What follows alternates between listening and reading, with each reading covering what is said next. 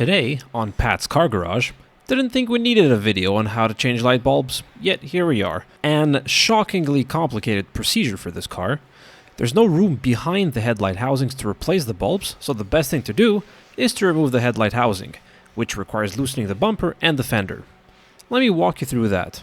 You should consider replacing every bulb once you have the housing out, as to avoid the need to repeat this anytime soon. The grille comes off with the removal of 2 screws and 2 clips on the top, and the bottom is held in by tabs which need to be released with a flat screwdriver.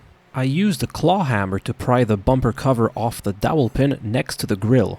Next, you have to remove the 3 clips holding the fender liner to the bumper. So unfortunately, I cracked the bumper cover in this next step, so be careful not to do the same. There is a long U-shaped clip holding the entire edge of the fender to the bumper cover. It's held in by friction, but of course with the accumulation of rust and grime it gets stuck on there. I banged it out with a hammer and screwdriver. With the clip off, the bumper should slide forward. You can remove the top row of bolts on the fender to loosen it. The headlight is held on by 3 screws, 2 on top which are easily accessible and visible, and 1 hidden by the bumper cover. With the bumper cover loose now, it will be easy to reach.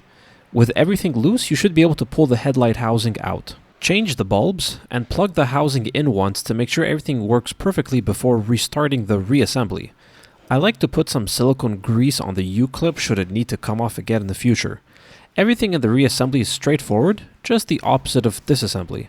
Leave the fender bolts loose so you can align the fender with the hood cap before tightening them all the way.